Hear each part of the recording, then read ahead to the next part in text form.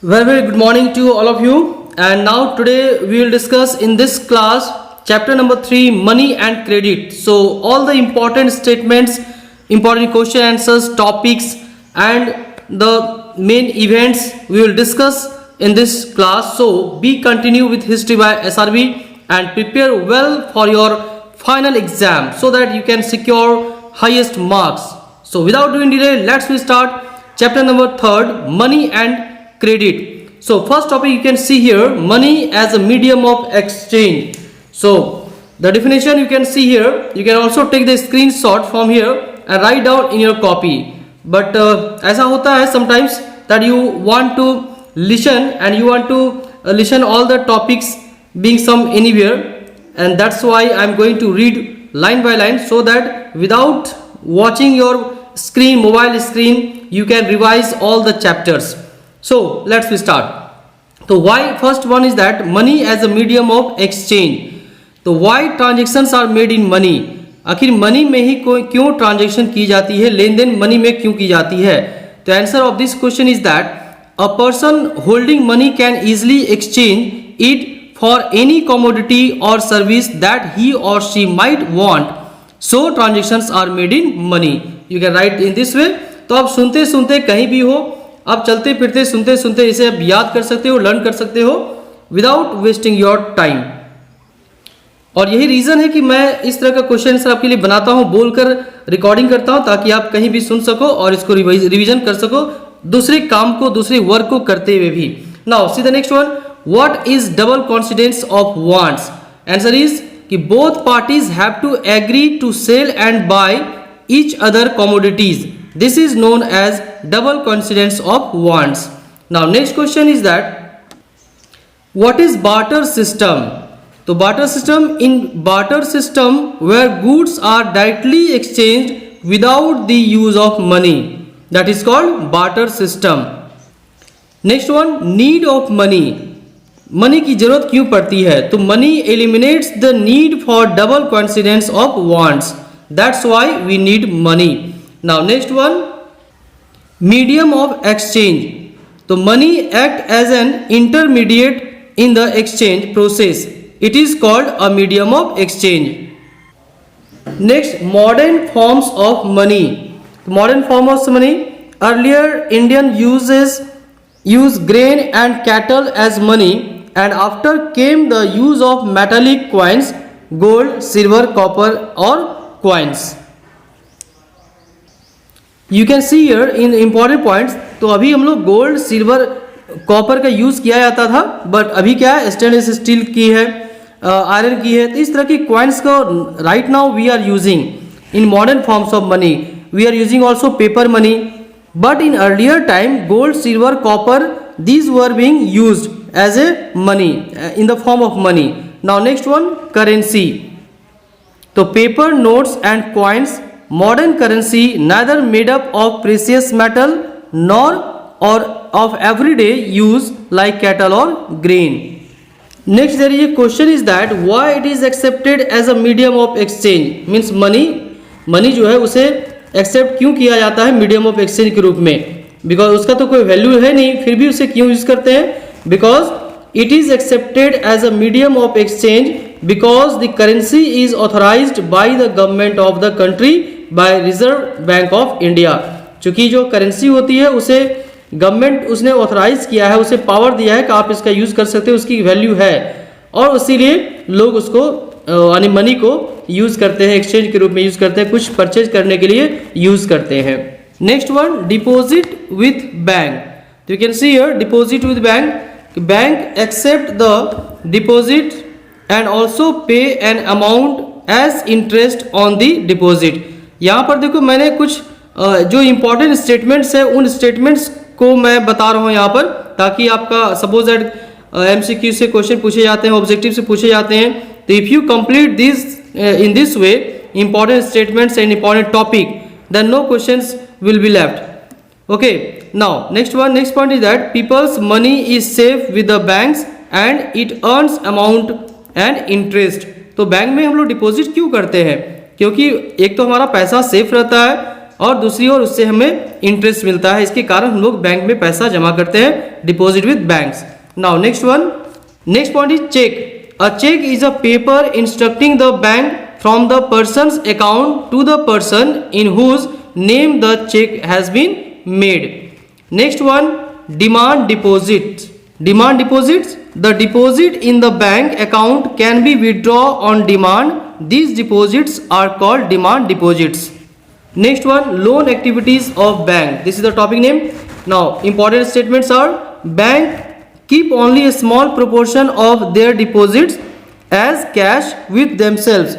That is 15% known as cash reserve. तो cash reserve किसे कहा जाता है? तो जो हम लोग पैसे को, मनी को बैंक में डिपॉजिट करते हैं, उसका 15% बैंक अपने पास रखती है, डिपॉजिट रखती है, और उसे कैश रिजर्व कहा जाता है। Now here is a question. अब यहाँ क्वेश्चन उठती है कि आखिर बैंक हमारे पैसे को करती क्या है।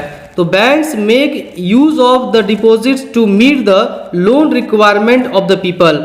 हमसे जो पैसा लेती है बैंक, उन पैसों को बैंक किसी को लोन देने का काम करती है, उससे इंटरेस्ट लेती है, फिर उसी से बैंक हमें भी इंटरेस्ट देती है। Next one, banks mediate between those means the depositor and the borrowers. तो बैंक हमारे लिए क्या काम करता है? बैंक एक जो पैसा जमा करता है और जो पैसा निकालने वाला है, उसके बीच एक मीडिएटर के रूप में वर्क करती है bank. Now next one, define the term डेब्ट ट्रैप। ये डेब्ट ट्रैप क्या होती है? कहानी की कर्ज के जाल में फंस जाना। That is I am telling you Hindi meaning डेब्ट ट्रैप। तो credit instead of helping Swapna improve her earning left her worse off this डेब्ट ट्रैप। बेसिकली डेब्ट ट्रैप क्या होती है कि हम लोग जो लोन लेते हैं, कर्ज लेते हैं, तो कर्ज लेते हैं अपनी फैसिलिटी के लिए, अपनी सुविधा के लिए, बट कभी कभी ऐसा होता है कि लोन लेने के कारण या कर्ज लेने के कारण हम उसे रीपे नहीं कर पाते हैं और दोबारा हम और कर्ज के जाल में फंस जाते हैं। तो that one is known as डेब्ट ट्रैप। यहाँ पर एक एग्जांपल दी गई है, आपने पढ़ा होगा स्वप्ना के बारे में कि स्वप्ना किस तरह से बैंक से लोन लेती है, एक मनी लेंडर से लोन लेती है, और उसके बाद उसका बिजनेस नहीं चल पाता, यानी जो भी खेती कर रही थी वो किसी कारण से नहीं, नुकसान हो जाता है और वो उस पैसे को रिटर्न नहीं कर सकती है, नहीं कर पाती है, और फिर उसे दोबारा लोन लेना पड़ता है और वो उस तरह से लोन कर्ज के जाल में फंस जाती है। तो दैट इज नोन एज डेब्ट ट्रैप। यानी सिंपली जब हम कर्ज को, लोन को चुका नहीं पाते हैं और उसका इंटरेस्ट पे करना पड़ता है, इंटरेस्ट पे करने के लिए भी हमारे पास पैसे नहीं होते हैं और दोबारा हमें लोन लेनी पड़ती है, फिर से इंटरेस्ट हो जाता है और हम उस कर्ज को, उस लोन को हम लोग जब रीपे नहीं कर पाते हैं, तो that situation is known as डेब्ट trap. Now see the next. Now here is two different credit situations. दो अलग अलग सिचुएशन है क्रेडिट के। तो first one is credit page number, you can see in the page number 43. I have also mentioned here page number so that you can see in the book also. तो credit, it refers to an agreement in which the lender supplies the borrowers with money, goods or services in return for the promise of future payment। यहाँ पर देखो credit क्या होती है। Credit mean simply हो गई कि यदि आप पैसे की जरूरत पड़ती हो तो एक व्यक्ति है, एक पर्सन होगा जो आपको पैसे देने का काम करता है, और एक व्यक्ति, दूसरा व्यक्ति होता है जो पैसे लेने का काम करता है। अब जो व्यक्ति पैसे देने का काम करता है वो तो उसके लिए वो क्या चाहेगा? आपसे गारंटी चाहेगी। तो यदि आप लोन लेते हो, आप पैसे किसी से उधार ले रहे हो, तो आपको उसके बदले में कुछ देना होगा एज ए गारंटी और रिटर्न। तो in return for the promise in future payment. और उसके बाद से हम ये प्रॉमिस करते हैं कि ठीक है, आपसे जो मैंने पैसा लिया है उस पैसे को मैं आपको बाद में रिटर्न कर दूंगा। Now see the next one कि credit therefore plays a vital and positive role in this situation. इसीलिए जो क्रेडिट जो है वो एक बहुत ही पॉजिटिव रोल प्ले करती है इस सिचुएशन में। इन सिंपल लैंग्वेज, यदि हम सिंपल भाषा में समझ सकते हैं तो यहाँ पर क्रेडिट मीन्स हो गया किसी से उधारी लेना, उधार में पैसे लेना। Now next one, terms of credit. Credit लेने का टर्म्स कंडीशन क्या होगा? तो इंटरेस्ट रेट। कोई भी भाई आपको लोन क्यों देगा, क्यों पैसे देगा, क्यों क्रेडिट देगा, उसे भी बेनिफिट होनी चाहिए। तो वहां पर बात आती है क्रेडिट इंटरेस्ट की। तो आप पैसे दो, आप भी बैंक में पैसे जमा करते हो, डिपॉजिट करते हो, क्यों डिपॉजिट करते हो? Because you also want interest, आप भी बेनिफिट चाहते हो। तो कोई भी व्यक्ति, ये कोई पर्सन है, यदि आपको कुछ पैसे देते हैं तो उसके बदले में वो कुछ रिटर्न भी लेगा। तो क्या लेगा? Terms of credit. क्रेडिट देने का जो कंडीशन होती है, कंडीशन क्या होती है? आप किसी को पैसे दोगे तो कुछ कंडीशन लगाएंगे ना कि आपको कितना इंटरेस्ट चाहिए, कितने पैसे पर आप किसी को पैसे दे सकते हो, लोन दे सकते हो या उधार दे सकते हो। तो that thing it has been told here, terms of credit. तो interest rate, collateral and documentation requirement and the mode of repayment together comprise is called terms of credit. यानी अब यदि आप किसी से उधार लेते हो, लोन लेते हो बैंक से या कोई पर्सन से उधार लेते हो, तो क्या टर्म कंडीशन रखते हैं? वो टर्म कंडीशन रखा जाता है कि आपको मैं इतना % इंटरेस्ट लूँगा, कुछ भी हो सकता है, इंटरेस्ट लूँगा। प्लस यदि आप गारंटी के तौर पर कोलेटरल होती है, यानी यदि आप पैसे किसी से आप लेते हो, उसके बदले में एज ए सिक्योरिटी मनी या सिक्योरिटी के रूप में हो सकता है आपका ज़मीन का पेपर ले सकता है वो, है ना, या फिर आपसे कोई गोल्ड ले सकता है, सोना ले सकता है, ताकि एक सिक्योरिटी मनी होगा कि आप पैसे अगर नहीं लौटाते हो उसका तो उससे वो माइनस कर लेगा, डिडक्ट कर लेगा। या फिर कोई ऐसा आपके पास पेपर है, LIC पेपर है या आपका ज़मीन का पेपर है, तो वो पेपर आपसे गारंटी के तौर पर ले सकता है, that is known as collateral. तो ये टर्म्स एंड कंडीशन होती है। प्लस मोड ऑफ रीपेमेंट, यानी कि किस तरीके से आप उसे पैसे वापस करोगे, कैश में वापस करोगे या फिर कोई अपनी संपत्ति देकर वापस करोगे। तो ये सब बातें होती है कब? जब कोई किसी से उधार लेता है, क्रेडिट लेता है, तो that is called terms of credit. Now next one very important, collateral. यहाँ पर कोलैटरल के बारे में दी गई है। Once again I am going to tell you about the collateral. तो collateral it is an asset that the borrower own and uses this as a guarantee to a lender until the loan is repaid. अब इसको मैं example से समझाता हूँ। यदि आप किसी से लोन लेते हो, पैसे लेते हो, किसी भी व्यक्ति से पैसे ले रहे हो, तो उस पैसे लेने के बदले में आपसे कोई गारंटी के रूप में वो डिमांड करता है कि आप अपनी ज़मीन का पेपर दे दीजिए या अपनी कार की चाबी दे दीजिए, या फिर आपको कोई गोल्ड है, आपके पास सोना है, फिनांस, बहुत सारे फिनांस कंपनी होते हैं ना जो आपको लोन देते हैं, गोल्ड आप दीजिए तो आपको लोन देगी, तो आप गोल्ड ले सकता है। तो ये जो गारंटी के तौर पर आपसे जो पैसे लिए जाते हैं लोन देने के बदले में, तो that is known as collateral. Understood? Now next one,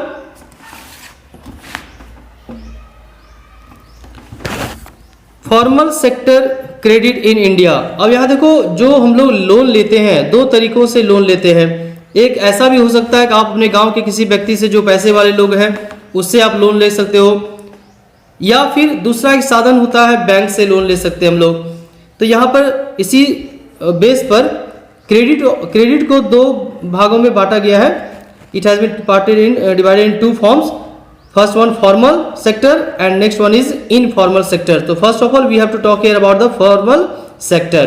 तो फॉर्मल सेक्टर, अब देखो यहाँ पर क्या दी गई है कि among the former are loans from banks and cooperative. The informal lenders include money lenders, traders, employers, relative and friends. तो फॉर्मल में कौन आ गए? यदि आप बैंक से लोन लेते हो, फॉर्मल में आ गया। कोऑपरेटिव बैंक होती है, उससे फॉर्मल में हो गया। यानी सीधी तौर पर यह समझा जाए कि फॉर्मल सेक्टर वो होते हैं जहां से आप लोन लेते हो, इसके बदले में आपका कुछ टर्म्स कंडीशन होगा, paper and pen and paper का वर्क होगा, एक पर्टिकुलर फिक्स होगा कि आप कितने % में लोन मैं दूंगा आपको। ये सारी बातें एक पेपर में लिखी जाती है और उससे वो हट नहीं सकता है। तो this is called formal sector of credit. लेकिन यदि आप पैसे किसी कोई अपने फ्रेंड से लेते हो या वैसा कोई लेंडर से लेते हो जो सूद पर पैसा, इंटरेस्ट पर पैसा लगाने का काम करता हो, है ना, या कोई व्यापारी है, ट्रेडर्स है, आप उससे लेते हो, किसी भी रिलेटिव से लेते हो जहां पर वो कोई पेन एंड पेपर का वर्क नहीं करते हैं, आपसे 5% भी ले सकता है इंटरेस्ट, 10% भी ले सकता है, कोई गारंटी नहीं है, या पैसे लेने देने की कोई फिक्स गारंटी नहीं है, कब देगा, कब वापस नहीं, कब लेगा, है ना। तो इस तरह से जहाँ कोई टर्म्स कंडीशन नहीं है, जहाँ पेपर वर्क बहुत ज़्यादा नहीं है, आप डायरेक्टली किसी पर्सन से लेते हो लोन, तो ऐसे कंडीशन को इनफॉर्मल सेक्टर ऑफ क्रेडिट कहा जाता है। Next one, the reserve Bank of India supervises the functioning of formal sources of loan. अब देखो, यदि आप बैंक से लेते हो, कहीं लोन लेते हो, तो ये इन बैंक्स को कौन डील करती है, कौन सुपरवाइज करती है? Reserve Bank of India supervise करती है। आपको कोई किसी तरह की प्रॉब्लम फेस हो रही है तो you can complain in reserve Bank of India. वहाँ रिजर्व बैंक ऑफ इंडिया में आप अपील कर सकते हो, बता सकते हो, जान सकते हो कुछ भी। बट यदि आप किसी पर्सन से लेते हो तो उसकी कोई गारंटी नहीं होती, उसको सुपरवाइज करने के लिए कोई व्यक्ति नहीं होता है। Cheap and affordable credit is crucial for the country's development. यहाँ बताया गया यदि हम सस्ते रूप से यदि हमें उधार मिल जाती है, लोन मिलती है, क्रेडिट मिलती है, तो इससे हमारे देश का भी विकास होता है, कंट्री का डेवलपमेंट होता है। Formal source of loans, it includes banks and cooperatives. तो यहाँ पर मैंने बात की थी फॉर्मल सेक्टर के बारे में। तो फॉर्मल सेक्टर में कौन आते हैं? बैंक्स आते हैं, कोऑपरेटिव्स आते हैं, जिसको आरबीआई सुपरवाइज करती है। A reasonable rate of interest is charged. जो फॉर्मल सेक्टर होते हैं वहां पर जो इंटरेस्ट आपसे ली जाती है वो एक फॉर्मल होगा, एक फिक्स्ड रेट होगा, एक रीजनेबल रेट ऑफ इंटरेस्ट होगा जो सभी के साथ इंप्लीमेंट होगा। ऐसा नहीं कि आपको एक्सप्लॉइट किया जाएगा या हैवी इंटरेस्ट इंपोज की जाएगी, ऐसा नहीं होता है फॉर्मल सेक्टर में। Next one, terms of credit are fair and there is no discrimination on the basis of religion, gender और कास्ट। तो यहाँ पर यदि आप बैंक से लोन लेते हो तो वहाँ ऐसा नहीं कि आप डिफरेंट कास्ट के हो तो आपके साथ अलग अलग रूल्स एंड रेगुलेशन इंप्लीमेंट होगा या किसी तरह की डिस्क्रिमिनेशन होगी, कोई भेदभाव होगा, ऐसा कुछ भी फॉर्मल सेक्टर में नहीं होता है। Next one, proper terms of credit and collateral are necessary for these loans. यानी यदि आप बैंक से लोन लेते हो तो इसके बदले में जो भी कोलैटरल होता है, जो गारंटी ली जाती है, वो सभी के लिए एक जैसा होता है और जितनी उसे नेसेसरी है, जिन चीज़ों की उसे जरूरत है, आवश्यकता है, नीड है, उन पेपर्स को, उन चीज़ों को बैंक से लेती है आपसे। Now next one, informal sector. तो now let's see what are the terms and condition of informal sector. तो there is no supervisory body for informal sector of loans. यदि हम इनफॉर्मल सेक्टर से लोन लेते हैं, यानी किसी व्यक्ति से लेते हैं, किसी पर्सन से, कोई आपका फ्रेंड हो, रिलेटिव हो या कोई लेंडर हो, मनी लेंडर हो, तो यहाँ से जब आप लोन लेते हो तो यहाँ पर उसे कोई सुपरवाइज करने के लिए, कोई उसे देखने के लिए, गाइडलाइन करने के लिए ऐसा कुछ भी वहाँ पर नहीं होता है। It includes friends, relatives, parents, money lenders etc। अब ये इनफॉर्मल सेक्टर में कौन कौन से व्यक्ति आते हैं? जैसे आप फ्रेंड से लोन लेते हो, आप अपने रिलेटिव से लोन लेते हो, पेरेंट्स से लोन लेते हो, या कोई मनी लेंडर है जो सूद पर पैसा लगाने का काम करता है, तो उससे यदि आप लोन लेते हो तो that loan come under informal sector. Now next one, usually a very high rate of interest is charged. तो बेसिकली जो इनफॉर्मल सेक्टर ऑफ सोर्स है, यहाँ का जो रेट ऑफ इंटरेस्ट होगा बहुत ही अधिक होता है। Next one, terms of credit can be unfair and there can be discrimination. अब यहाँ देखो टर्म्स एंड कंडीशन, यदि आप किसी से लोन लेते हो प्राइवेट पर्सन से, तो वहाँ का जो टर्म कंडीशन आपके साथ इंप्लीमेंट होगा वो हो सकता है कि वो अच्छा ना हो, अनफेयर हो सकता है। सपोज दैट आपको कहा जाएगा कि यू हैव टू पे 15 और 20% इंटरेस्ट यू हैव टू पे, आपको 20% देना होगा या 30% इंटरेस्ट देना होगा, तो इस तरह से इंप्लीमेंट किया जा सकता है। प्लस वो डिस्क्रिमिनेट भी आपके साथ कर सकता है। हो सकता है कि उसका कोई फ्रेंड हो या रिलेटिव हो तो वो उसे 10% पर ही दे रहा हो इंटरेस्ट पर लोन, और आपसे अगर परिचित नहीं है, आप उसे नहीं जानते हो, तो हो सकता है उससे आपसे वो 30% या 40% इंटरेस्ट ले सकता है। बट ऐसा फॉर्मल में नहीं होता है, फॉर्मल सेक्टर में नहीं होता है, इनफॉर्मल में ऐसा होता है। Next one, proper term of credit and collateral are absent. अब यहाँ देखो, जो प्रॉपर बैंक से यदि आप लोन लेते हो फ्रॉम फॉर्मल सेक्टर से, तो वहाँ पर एक प्रॉपर चैनल में प्रोसेस दिया जाता है कोलैटरल के रूप में, यानी गारंटी के तौर पर कुछ पेपर ले सकती है।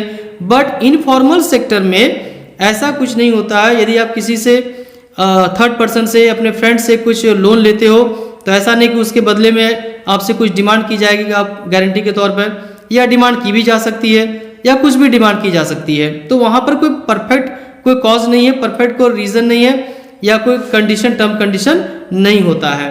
कहाँ पर? इनफॉर्मल सेक्टर में। Now next one, why formal sector are necessary. अब यहाँ पर क्वेश्चन है कि आखिर फॉर्मल सेक्टर जो होते हैं ये आवश्यक क्यों होते हैं?